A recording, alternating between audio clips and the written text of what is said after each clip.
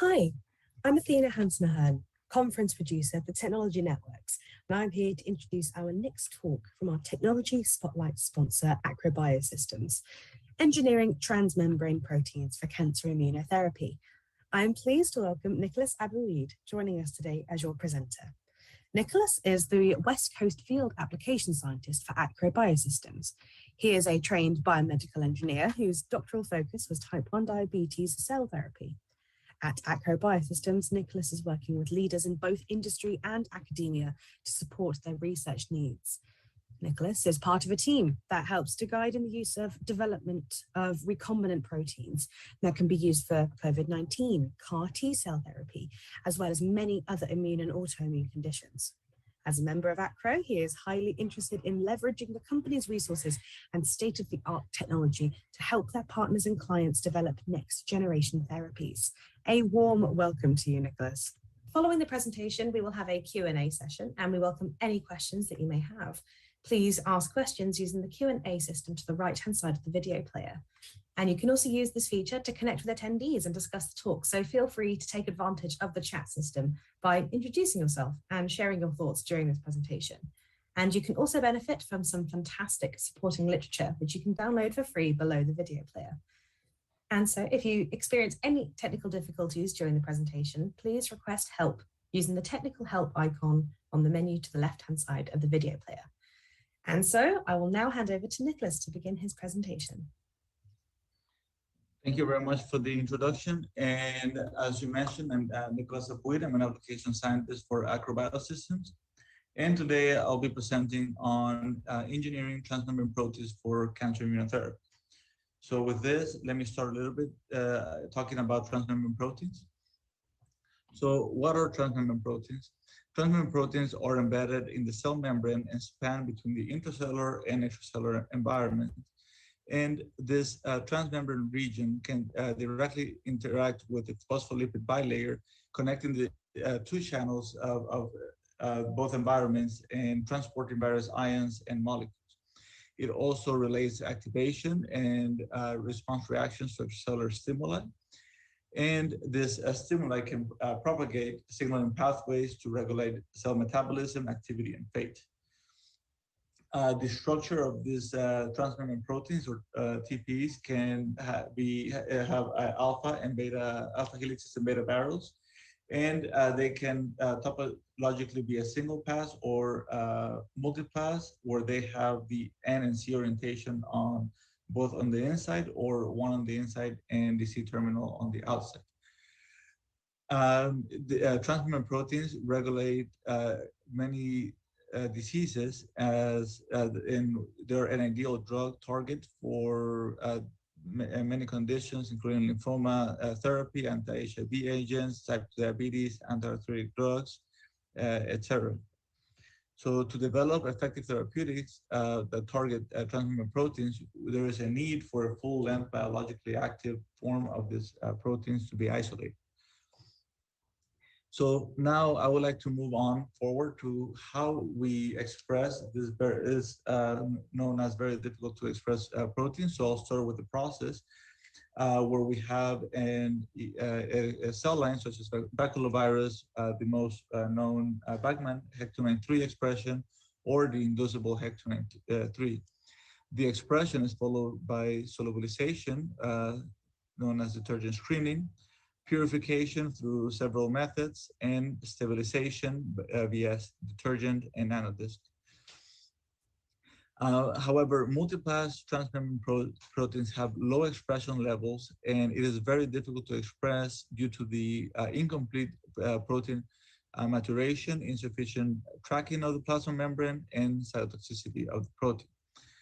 In addition to this, there's also complex purification, a process well known as the membrane separation, membrane washing, solubilization, and purification. And there's inherent conformational flexibility issues, especially with the widely used GPCRs. Historically, a workaround to developing this therapeutic antibodies against MPS have been used has been to using peptides in extracellular loops or domains, and the availability of stable biologically relevant formats addressing complex nature of this multi-domain proteins is critical for drug discovery. And for that reason, we have worked on several platforms to facilitate the expression of these proteins, such as the virus-like particles, detergent micelles, and nanodiscs. So this presentation, I'll talk about all the different platforms and what are the advantages and disadvantages of them. So let me start with VLP, virus-like platform, which is a technology platform based on the expression of HEC293 to express transmembrane proteins in host cell surfaces. In this system, the membrane protein VLP complex displays properly folded multipass transmembrane proteins, and its cell membrane induce and screen functional antibodies that recognize the natural conformation of the target.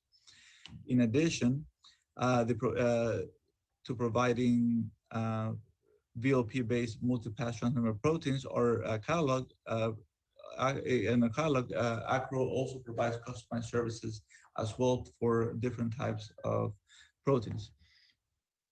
The advantages of the virus-like particles include the complete ECD epitope expression, higher abundance, which is widely used in phage displays because of its small size, 100 to 200 nanometers, and it is compatible with a broad range of applications, including immunization, ELISA, SPR, BLI, car detection, which we provide protocols for all of these different applications.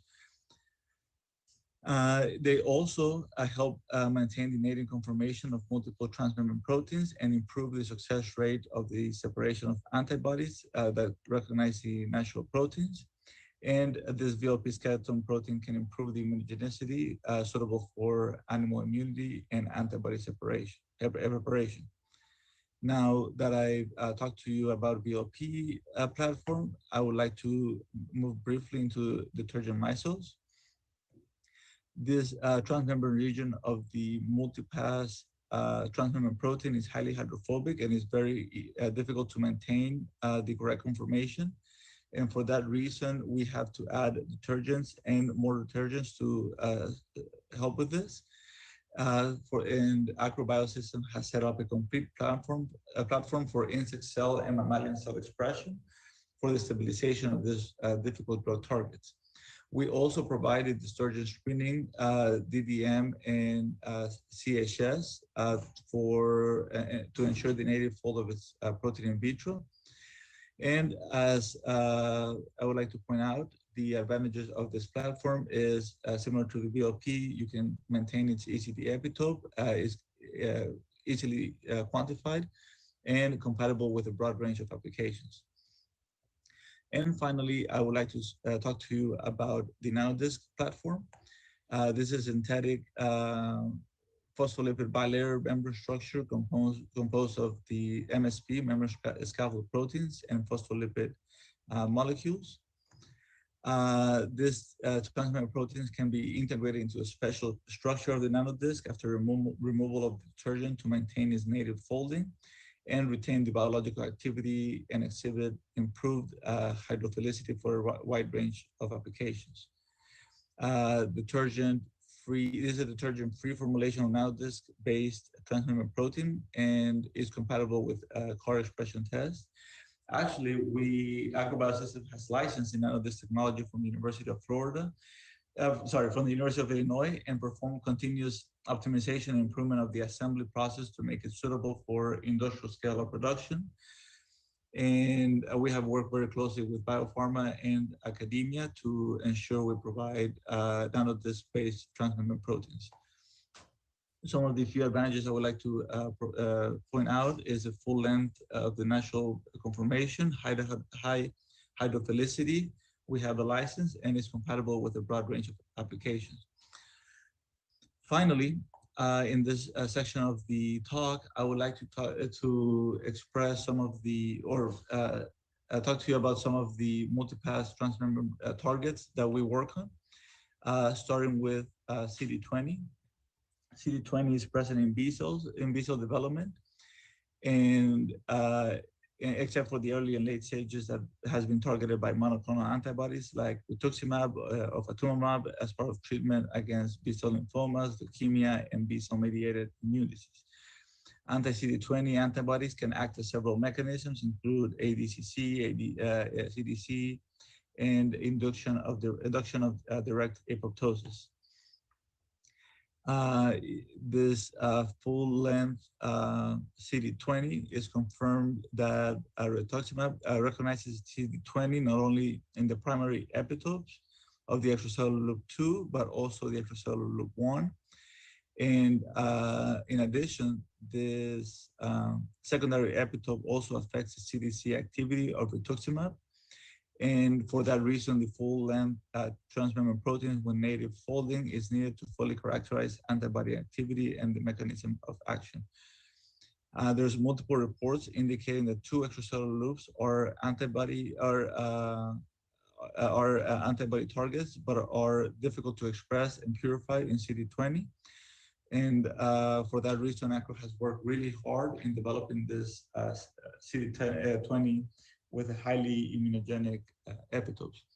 Our production process and troubleshooting includes a highly rigorous purification, and starting with the expression, extraction, purification via affinity chromatography, and followed by SEC size exclusion purification. As you can see here in the SDS page, the purity gets higher through this several stages. Finally, we have the CD20 stabilization step that once we purify, there's two methods that we use, either a detergent or Nanodisc. Each method has its own advantages and drawbacks. Detergents can separate the lipid membrane from the protein and result in protein detergent complexes. However, Nanodiscs are not cytotoxic and are a great alternative to detergent micelle platforms. Here, ACRO shows the protocols and the compatibility with ELISA that we use to test against commercial therapeutic monoclonal antibodies, such as rituximab and ofatumumab. And then the Nanodisc technology, these are detergent-free, non-valent synthetic model membranes consistent of phospholipid bilayers and membrane scaffold proteins that stabilize membrane proteins and help retain their biological activity. One of the big advantages of the Nanodisc assembly is the powder formulation and use in CAR-T expression. This membrane protein in detergents are incubated with the membrane scaffold protein and detergent solubilized lipids to initiate Nanodisc assembly after detergent removal. And we have successfully developed CD20 as part of our catalog right now, if you're interested. And with every one of our products, we also include Nanodisc biological activity testing against rituximab and other drugs for via ELISA. Now, I would like to also talk to you about Claudin 18.2 is a very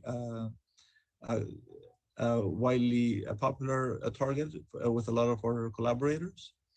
Claudins are a family of proteins acting to maintain this tight junction that control the interchange of molecules between the cells. A subtype of Claudin is 18.2 is targeting stomach cancer. However, it is very difficult to purify the protein with only only few vendors carrying this product. ACRO has been able to purify, as you can see here, with the HPLC data with a purity of over 90% in envelope BLP format. And we also have a bioactivity data via SPR and BLI showing the high performance of our products. And finally, I'll skip some of this and just jump straight to the GPCR, where I'd like to talk to you about the protein coupled receptors, which are one of the largest family of membrane proteins. One of the primary functions of the GPCRs is to transduce a wide and diverse array of extracellular stimuli, such as biogenic amines, peptides, hormones, and neurotransmitters, ions, etc., into the extracellular signal that regulate the myriad of physiological processes, including cell metabolism, cell differentiation, growth, neurotransmission, and sensory perception. The extracellular ring contains two highly conserved cysteine residues, which can stabilize the spatial structure of the receptor by forming disulfide bonds. The different domains of the transmembrane protein can be divided into intracellular N-terminus, intracellular C-terminus, 3 intracellular loops, and 3 extracellular loops. There is this protein that I showed over here. Is the case of CCR5 is a classical GPCR topology shown in the figure. And GPCRs have been widely used in clinical trials. There's several drugs that target GPCRs, and they account for 27% of the global market share of therapeutic drugs, which an aggregated sales of 890 billion between 2011 and 2015. 227 or 57% are non-olfactory GPCRs that yet to be explored in clinical trials, but have a great untapped therapeutic potential, particularly in genetic and immune system disorders. Back in 2017, the survey data showed that there were 481 therapeutic drugs targeting GPCRs, which have contributed to 34% of FDA approvals and mediating their effects through at least 107 unique GPCRs. And there's approximately 320 drugs that are currently in clinical trials, of which 35% target 64 novel GPCR targets. In the field of drug development, the targets GPCR. These GPCRs have unique advantages over small molecule drugs, such as a high clearance rate and selectivity of antibodies compared to small molecules. And we have also tested Detergent stabilized GPRC5D, biologically active with biotin and non-conjugated products. And we also have a Detergent stabilized CCR5 showing biological activity, and with this one has a flag tag, and we show this activity via ELISA and SPR as well. And finally, we also have the Nanodisc assembly for the GPRC5D, and the bioactivity data shown via ELISA testing. And finally, I would just to introduce one more time ACROBiosystems, which has over 1,600 recombinant proteins. We're one of the main suppliers. And if you're interested in customizing any of these products, feel free to come to our website or email our tech support team or order inquiry team. And we're more than happy to fulfill any products that you're any that you're interested in. And with that, I'd like to open the floor for some questions. And thank you very much for your attention. Amazing. Thank you so much, Nicholas. That was really exciting. As with all the talks, we're likely going to have a lot of questions from the audience, and we've got some already. So I'll move straight into the Q&A. First question for you. Are you expanding your GMP capabilities to a broader range of products? Yes, so many of our products we're working on GMPs, especially the cytokines right now, but we are working on a facility in our Beijing headquarters to have GMP grade products for a lot of our catalog items. Fantastic. Thank you so much. I've got another one in for you. What are some additional diseases that you develop targets for? In addition to cancer, to cell therapy for cancer targets, which is one of our main disease models, is we also are working a new line called AIM-Neuro for neurobiology, also autoimmune disease. Brilliant stuff. I'm afraid we only have time for a few more questions, so I'll go to this one. How do you collaborate with novel equipment companies? So we actually, good you ask, we actually have been working together with a few equipment companies such as Corellia. They provide proteins, high purity proteins to work on their automated systems, as well as some SPR, double SPR and BLI companies that are trying to optimize their equipment, and they need very high purity, consistent proteins. So we do have a lot of collaborations, and well, Corellia to name one. Amazing. That is absolutely fantastic. Thank you so much, Nicholas. Unfortunately, that's all the time that we have for today. Any questions that we didn't have time to get to will be answered offline as soon as possible. And while you're here, don't forget to check out all of the free to download literature and resources from ACROBiosystems available below the media player. And don't forget that this talk, along with all the other talks, will now be available to view whenever you want for the next 30 days. And we'll be sure to pass on any further questions that you submit through the system to the relevant speaker. So that just leaves me to say thank you so much again, Nicholas, and we will see you again shortly for the next talk. Thank you.